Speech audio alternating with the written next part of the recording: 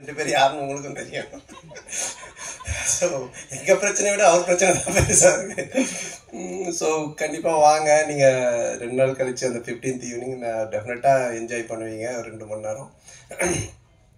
இந்த படம் வந்து ரொம்ப ஸ்பெஷலாக இருக்கும். என்னென்னா என்னுடைய படங்கள் நான் வந்து காமெடினா பண்ணும்பொழுது ஆர்யா எனக்கு ஃபோன் பண்ணி, எப்போயுமே நாங்கள் ரெகுலராக பேசிக்கிட்டே இருப்போம். ஆர்யா வந்துட்டு, ஏன் மச்சான் நீ காமெடி பண்ணும்பொழுது ஒரு ஜாலியாக இருப்ப, பயங்கரமாக நல்லா பண்ணுவே, ஏன் இப்போ ஹீரோவானதுக்கப்புறம் பயங்கர அந்த ஃப்ளோ இல்லையே அப்படின்னு கேட்டால், இல்லை மச்சான் நிறைய கமிட்மெண்ட்டு, நிறைய விஷயங்கள், இந்த படம் பண்ணுறது, அடுத்த படத்துக்கு ஒன்று இது பண்ணுறது, இதுக்கு நடுவில் யாராவது ஒருத்தங்க அட்வான்ஸ் எடுத்துகிட்டு வந்துடுறாங்க, அது கதை கூட சரியாக கேட்க முடியாமல் டக்குன்னு ஏதோ ஒரு கமிட்மெண்ட் ஆயிரும் அப்படின்னு.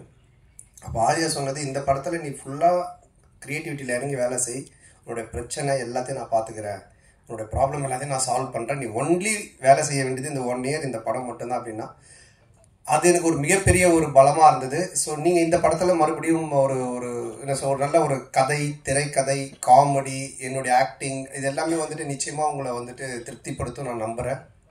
மே 16 தியேட்டரில் போய் பாருங்கள். அதே மாதிரி ஆனந்தை நான் சொல்லுவேன், தமிழ் உலகின் கிறிஸ்டோஃபர் நோலன் அப்படின்னு சொல்லுவேன். ஏன்னா ஆனந்த் பண்ணுற கதை வந்துட்டு ஒரு லைனில் இருக்கவே இருக்காது. ஹாரர் ஜானர்னா ஹாரருக்குள்ளவே இருக்காது.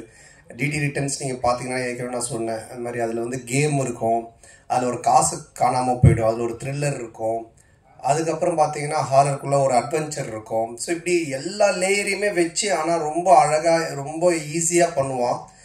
அந்த அளவுக்கு கொஞ்சம் நல்ல நாலேஜ் உள்ள ஒரு ஆள் ஆனந்த். ஸோ இந்த படமும் அது மாதிரி தான். இந்த கதையாக சொன்னால் யாருக்குமே புரியாது, என்னாலேயே புரிஞ்சிக்கவே முடியல. ஆனால் அதை ஒரு ஃப்ளோ பண்ணி ஒரு ஸ்க்ரீன் பிளேவாக பண்ணி ஒரு படம் அவுட்புட் காட்டும் போது தான் ரொம்ப நல்லா இருந்துச்சு.